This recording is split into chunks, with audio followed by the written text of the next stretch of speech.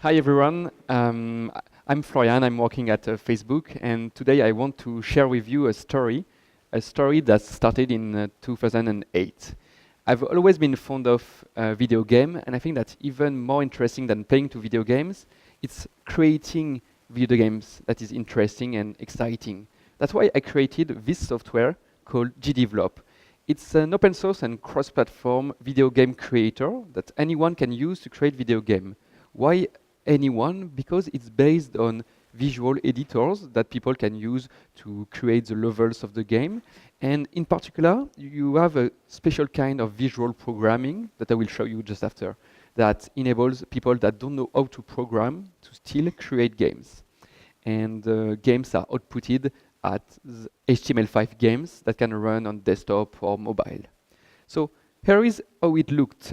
I said looked because it's the old software that was all written in C++. So everything here is a native application. And you can see on the left the rendering of the level where you can put your objects, and on the right the list of objects in your game. So what we're gonna do is that we're gonna add this button that is in the center of the screen, and I want that when the player is stepping on the button, I want the button to be pressed. So I will change the animation, and I want the platform just on the right of the button to go up in the air so that the player can go on it and continue in the level. So let's see how to do it in GDEVELOP.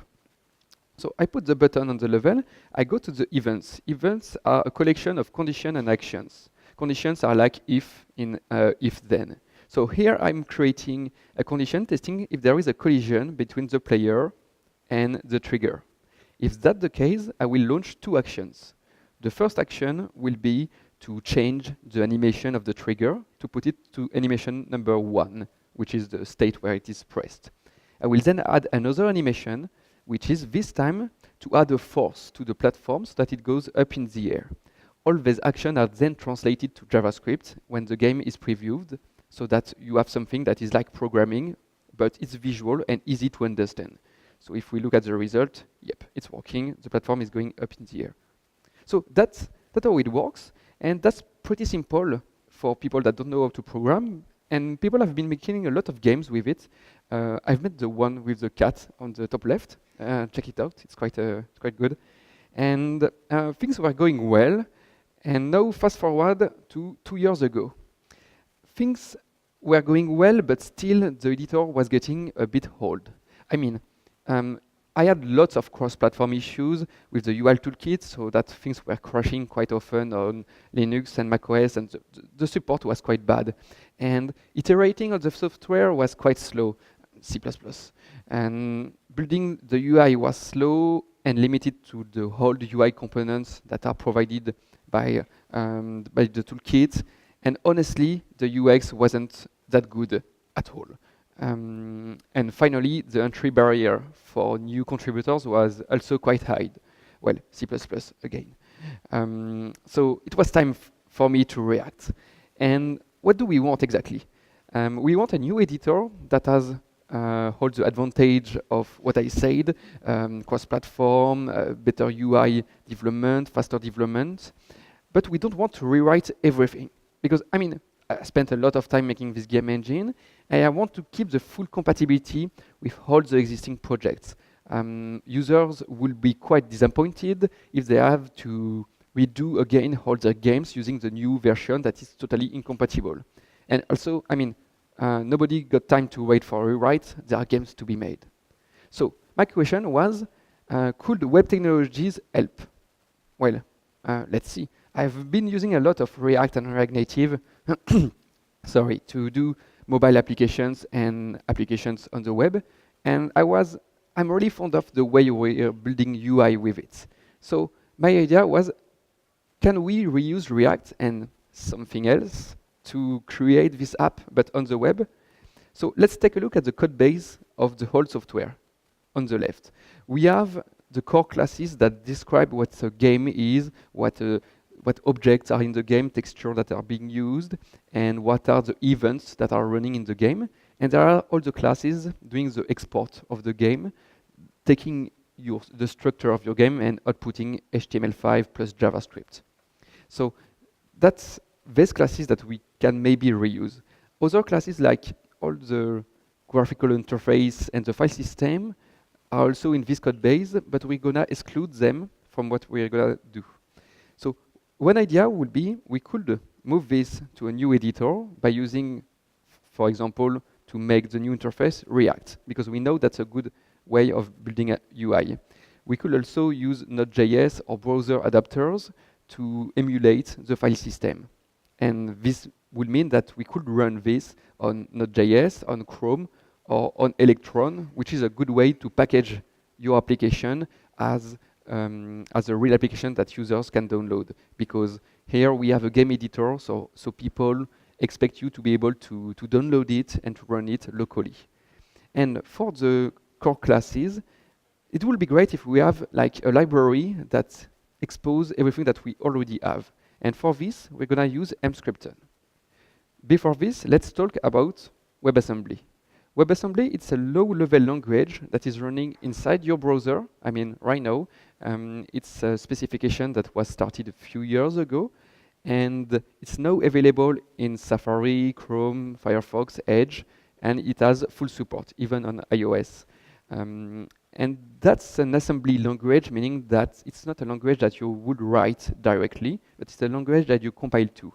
The advantage is that as it's a very low-level language, it can be optimized and compiled by the browser to native code, meaning that it's running at full speed. You could run 3D engine, games, or EV processing without having to pay for the cost of being in a browser. So I said that we're not writing directly WebAssembly.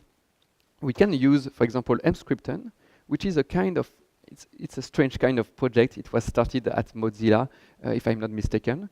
And the idea is that it allows you to take your C++ code base, for example, and compile it to WebAssembly. So how does it work? You have your C++ code base that is already existing, and Emscripten is acting as a compiler. So your code is actually run through Clang, which is a C++ compiler.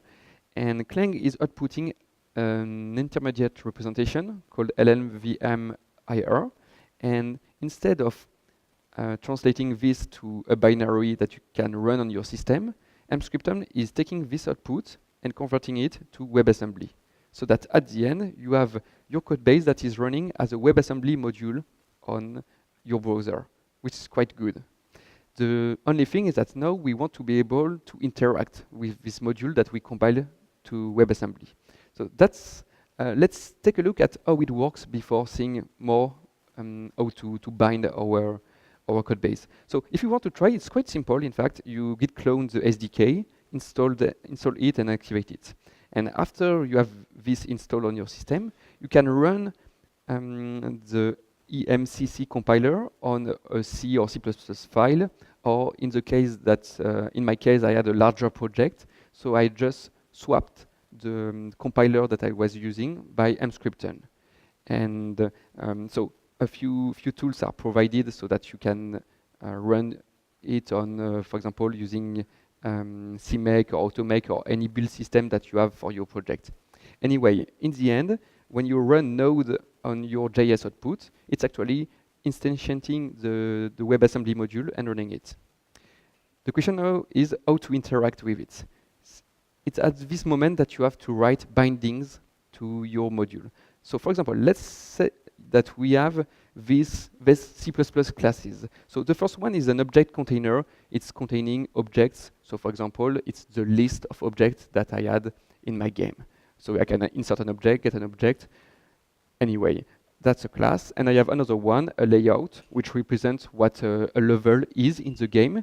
And here again, I have a few methods. For example, set or get the name of the layout. And it's inheriting objects container. So it's also a class that can contain objects. So if I want to reuse them in JavaScript, I have to write bindings. What I've done is I've used this WebIDL language, which is a way to describe the classes and the methods that are in your C++ code base, and to create the glue code that will allow you to call these methods from the JavaScript. So here you can see that, for example, for the layout, I'm exposing the set and get name, and same for the rest of methods that I want to use. When you've done this, you can actually use the classes in your JavaScript. You first instantiate the module, and when it's done, it's returning you a promise. And when it's done, you can create objects, call methods, get the results as usual JavaScript library. So that's quite powerful, and the idea is that the primitive type from JavaScript, like float, booleans, are converted to the same types in C++, even for strings, which is quite convenient. Object references are also converted from JavaScript to pointers or references in C++, so it's again quite convenient. And the last thing is that the input and output the input and output from C++ are sent to the console. So here again, it's quite convenient. When you run this in your browser, for example, in the debugger, you can see that at the beginning you have a few outputs that are outputted by the library, so it's working, and I can after use it by creating an object and calling it like if it was a JavaScript library. So when you have your code base that is running on your browser, and this is a code base that is almost 10 years old, you're like, whoa, it's working, it's in my browser. Star Wars Episode 1, sorry. A few things to know. Memory management requires care, because when you're creating objects in JavaScript in your WebAssembly module, it's actually objects that are living in the WebAssembly memory, but they aren't destructed automatically, meaning that if you don't use them anymore, you have to actually call a method to destroy them. Otherwise, WebAssembly cannot know that this object is not used. So yeah, manual destruction. For React, for example, if you create a new object, for example, a project, which represents a game, when your component is mounted, you have to remember to destroy it when the component is unmounted. Or you can use an effect hook if you're into this. Something to remember is that the output file can be quite large. For example, for GDEVELOP, it's 3 megabytes because it's a binary code, so it's a bit heavier than JavaScript. But honestly, I don't care, because what I'm doing is that I'm porting a desktop application made in native world to a desktop application that is powered by web technologies. But you know, that's something that you download that is a few hundred megabytes. So 3 megabytes, more or less, that's the same. You have also to make sure to have a complete set of tests for your library, because that's the kind of error that you get when something is going wrong in the WebAssembly world. That's not useful at all, of course. So the idea here is that things can break very quickly. For example, if you call a method with the wrong type of parameters, or if you forgot a parameter, or if you're using an object that you've deleted before. So in this case, what I recommend is to really have a complete set of tests that is testing every object that you're exposing to in your library, so that you're sure that things are going well. So with this, we are able to reuse code base existing, code base that are already existing, that can be maybe like small libraries or big code base, almost a complete software. We still have to re-expose the interface in the browser or as an application. And for this, let's see how to use React to do this. So my first thing when I recreated the software was to say, I have to find a good component library, because I don't want to recreate all the widgets that were existing in the native world. And there are a lot. I mean, this is a quick overview. You have context menus, list, properties, what else? This ribbon toolbars, search box, forms. That's a lot of things to make again. And so that's why I search for a component library. There are a few good ones like Material UI, React Toolbox, Blueprint. If you want to choose one, what I will do is to look at this small list of criteria. The first one being, do they have an extensive list of high-quality components? What I've done is that I've searched in these libraries what they support, and if it's going to match with what I want to do, I end up using Material UI. Has it a good theming support if you want to have custom theme in your app? Does it have support for nested dialogues? as I'm making a desktop application, which can be quite complex, I want to open a window containing a window containing a window. So in this case, it's important to have something that has a good support for it. Take a look at the flexibility of the components. Can you override the theme or anything if things are not exactly how you want? Take a look at the quality of the documentation. And finally, is it performant? Is it buzzing fast? Once you have it, let's take a look at a few patterns that we want to recreate in our desktop application.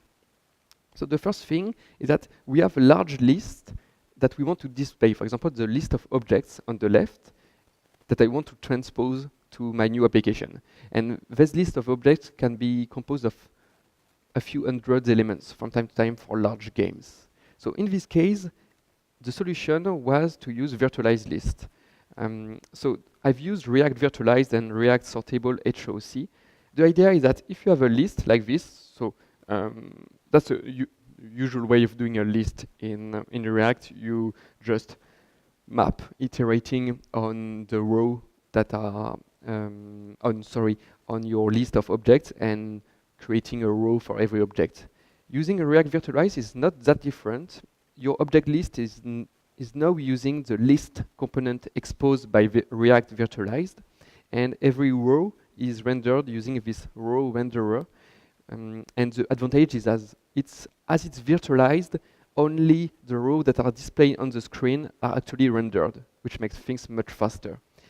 And using a React Sortable HOC, you can actually wrap the row into this sortable object row, and the same for your container. You use sortable container, and you get a list that you can reorder and that is virtualized. So you get the best of both worlds, and so it's easy to use and efficient to display. Another pattern that I wanted was to have editors that you can move on the screen. So as I'm doing a game engine, it's quite a complex user interface, and people want to be able to set their own workspace by moving an editor, like the property of the object, on some place in the screen so that they feel more comfortable. For doing this, I've looked at the libraries for doing Windows management, and there is this library called React Mosaic, which is quite awesome because it does everything for you. Just take a look. It's quite impressive, so you can actually create new window, move them, and that's super flexible. Another thing was the keyboard handling. As we're making an application that is used a lot for a long time, people want to be able to use their keyboard. So either for shortcuts or just to focus and to browse in the app using the keyboard. So for focusing components, well, just remember to do it by calling the .focus method of your component, or anything that will help people to use your software. And you can also use a hook here. And for keyboard shortcuts, I've done my own solution of binding the keyboard to some methods, but I've seen this approach, which is done in Blueprint.js, which allow you to expose your hotkeys and as components in the render methods of your components. So that's quite a clean approach. I might switch to it later. Another thing that we want to do is to display large trees. So these are the events on the left that were in the native software, and on the right in the new software. And that's a tree of nodes that represents the events with condition and actions. And here again, we want to display 100 or even 1,000 of them. So here again, the idea was to use virtualization. And I've used this React Sortable Tree library, which allow you to display nodes. So that's actually the library that is being used, except that I've heavily customized it. And the fun thing to realize for this library is that every node that you see in this tree is actually a row, meaning that every node is rendered as a row using React Virtualized. So same thing here again. Then I think that something that is the most advanced part of the software is to render the level of the game. And we want to display quite a lot of objects, move them, being able to resize them, display a grid. So lots of features to put there. And here, well, the DOM is not powerful enough. So what I did was to use WebGL. Well, I'm not writing WebGL directly. I'm using one of this library. I'm using pixie.js, but Phaser or 3.js are also good alternatives that you can use to make 2D or even 3D rendering. And as it's powered by WebGL, the performance is really good. Actually, the games are rendered using pixie.js. That's why I went to use it again for the editor. Sometimes the DOM is still good enough to do what you want. For example, if you have this editor when you can create the hitbox of your object to say that, for example, this spaceship will only be registered as being colliding a bullet if the bullet is touching the red area. There, I want users to be able to see these hitboxes and to be able to move the vertices on the screen. So I've used SVG to just render the polygon, and using the onMouse event, you can actually allow them to drag and drop the vertices on screen. So here, the DOM is really convenient because it's easy to read, and you can use the usual way of doing things in React. Sometimes things are not native enough. For example, I'm thinking of the context menus. On the left, you can see the context menu of Material UI, which is good on the web, but when you're using the application that you've downloaded and packaged using Electron, it doesn't feel really native, so people will notice it. So what I've done is simply to build an abstraction, a component, as I'm using React, that is either using Material UI to render menu items that are offered by Material UI, or using the Electron API to render a context menu. So in both cases, the component can be used using the same props, but it's translated either to Material UI or Electron. Sometimes things are not fast enough. So I mean, a first problem can be components can be slow to render, so things feel not snappy and a bit sluggish. It's a bit webbish. And in this case, what I've started to do is to use why did you update, which is a library telling you when something is re-rendered without having changed, it will warn you this component was re-rendered but for nothing. Now we have something that is called the profiler in React, which is really helpful because it displays in your debugger what has changed, what was re-rendered during the last state update. So for example, here you can see on the left that the project manager, which is a part of the software that was hidden, was colored on the graph, meaning that it was re-rendered when I clicked somewhere. So I was able to see that this project manager was re-rendered every time there was a change in the app. And so the answer, most of the time, is to use should component update to tell that this component is hidden, so don't bother re-rendering it. Also something, don't forget to measure the performance in production because the React development build is way slower. I've spent a few hours debugging something like the drag and drop of an event was too slow, but in fact in production it was almost instantaneous. So yeah, be sure to be in production. You want also to inspect the calls to WebAssembly, so to your Emscripten objects. For example, if you're using a WebAssembly object when iterating on a list of WebAssembly objects, and every time you're making a call to WebAssembly, at the end you can make a lot of calls, and every call has an overhead, meaning that the browser has to translate things to go from the JavaScript world to the WebAssembly world. Well, things are getting better because Firefox has optimized this use case, but still, even if it won't be noticeable in most UI situations, if you render a long list, like the virtualized list, it can be, it can slow down the whole thing. So in this case, my advice will be to store the strings or the values that you want to reuse in the JS world, so you don't have to pay for the cost of going through the bridge between the WebAssembly and the JavaScript worlds. Let's take a look at the result. The first version of the new application was out last year, and here is how it looks. So I'm gonna redo the same thing as the previous demo. I'm creating the button object right now. So I'm adding two animation, with the second one being the button being pressed. I will add the name of the animation.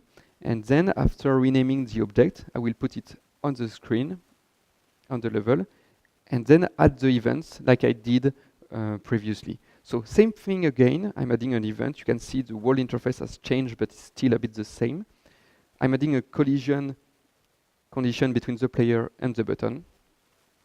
And when it's done, I'm adding an action, two actions, in fact. First one to move the platform up in the air, like before. So you can see Material UI being used and the same kind of interface, but better. And another action, which is the one to change the animation of the object. And when it's done, I can actually press play, and then again, I'm calling the library to generate the game, and I have the game running like before. So a few things about this. I now have the ability to be ultra fast in the way I develop the software, because where I used to spend a lot of time waiting for the compilation of the software in C++, I can now do most changes in JavaScript, and it's super fast to develop. I can also use things like Storybook to make most part of the application in isolation using Storybook. And I mean, for example, for this component, I don't do unit testing. I just do visual testing using Storybook, and it's super fast and super comfortable to develop. I also have things like, for example, auto-update and packaging, which is a huge pain to do in the native world, that is done for free for me by things like Electron Builder, which is packaging your application as an installer for Windows or for macOS or Linux. So that's highly comfortable to use. And I got since day one I released the latest version of the software, auto-update for free. So that release that took me months before are now done in weeks, because I'm faster at developing and faster at releasing. And more things. I have more contributors than before. Startup time is quite similar. People can try the software directly on the browser before downloading it, so that's super nice. And they can even go through documentation of the software, click on a link that is opening the web app version of the software, and they can try the example before really using it in the desktop version. And later, it could even be ported to iOS or Android tablets. We can also imagine things like integration with Dropbox, Google Drive, all the things that we can do on the web easily. There is a plot twist to my story. I talked about WebAssembly, but I'm not using WebAssembly.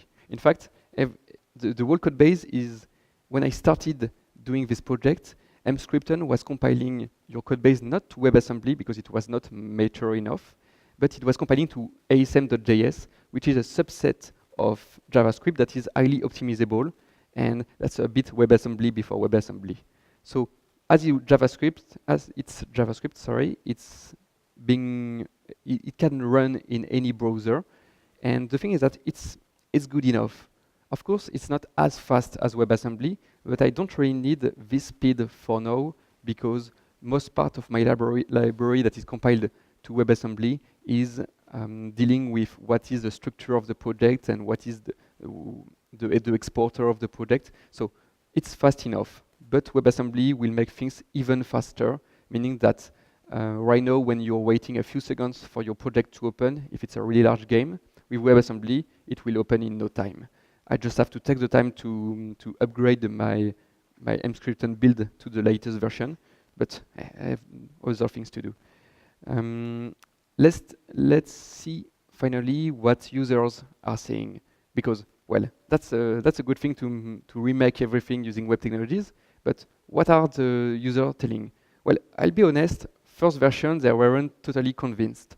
But it wasn't because it was done in React or in Electron or using WebAssembly. It's just because it wasn't complete enough compared to the old version. Because even if I had the whole code base translated to WebAssembly, I had to recreate the whole interface in React. But now people are saying that 1 year after, now in 2018, things are almost better than before, and in fact they can now feel more productive, and the whole engine is more streamlined. So I think that's a good that's a good feedback that showed that we can now make applications that feel better than what they used to. And people told me that the UX is now way better. So I will end up by giving you the link to the application. Feel free to test it. You can follow me on Twitter if you want more info about WebAssembly, React, and all the strange things. And yeah, I just want to say that with React, we were able to create websites. Then with React Native to create mobile applications. And now with the always evolving web technologies like WebAssembly and the future improvement to React, we're able to make super ambitious application, even desktop application. So be ambitious and create ultra large application. It's possible. Thank you.